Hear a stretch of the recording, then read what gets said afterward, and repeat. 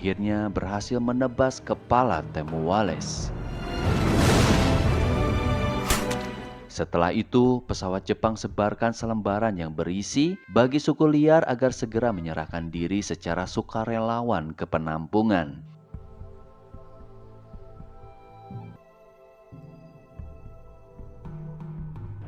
Mona Rudo kini telah berada di titik akhir perjalanannya. Ia memilih pergi dan menyerahkan kepemimpinan Mahebu kepada Tado.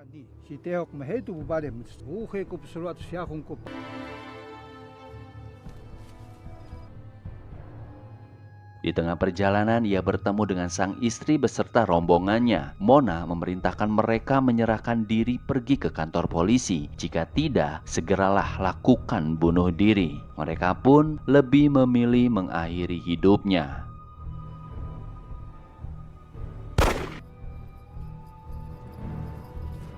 Setelah itu, Mona membakar jasad mereka.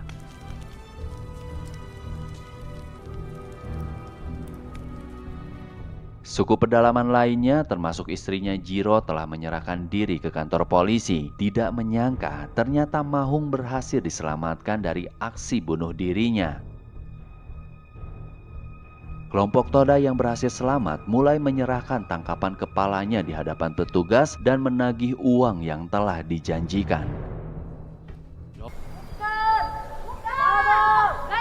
Setelah sembuh, Mahung diizinkan pulang mencari keluarganya. Mereka semua menunggu di kampung Mahebu. Tidak lama kemudian, datanglah Pihu Tado berserta prajurit yang lain. Mereka semua bersenang-senang di balik rasa duka yang mendalam. Saat itu, Tado berpesan kepada Mahung agar tetap bertahan dan memiliki banyak anak. Jadilah saksi hidup, ceritakan kepada anak cucu tentang perjuangan keluarganya.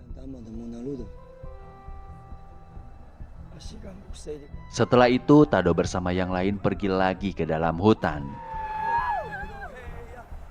Sayangnya, Pihu malah diserang anjing pelacak.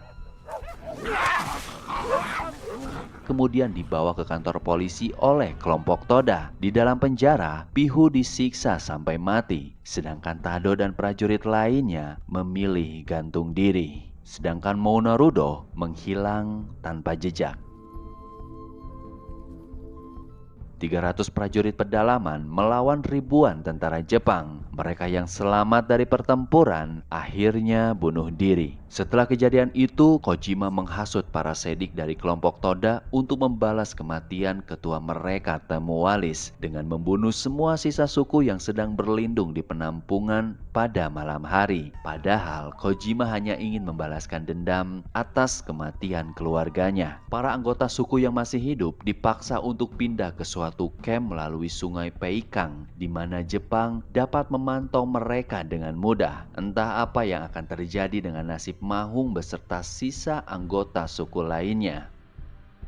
4 tahun kemudian, di dalam gua di suatu tempat jauh di pegunungan, ada seorang pemuda menemukan jasad yang diduga itu adalah jasad Mona Rudo. Setengah dari tubuhnya membusuk menjadi kerangka, sementara separuh lainnya seperti mumi. Pada tahun berikutnya, jasad Mona lengkap dengan senjatanya ditampilkan di depan umum di acara perayaan pameran di Nenggao dalam proyek pembangunan balai kota. Setelah itu, tiba-tiba jasadnya menghilang tanpa konfirmasi yang jelas. Peninggalan Mona Rudo ditemukan kembali setelah 39 tahun kemudian di ruang spesimen Sekolah Tinggi Kedokteran Nasional Taiwan University, dijaga oleh keturunan Mona.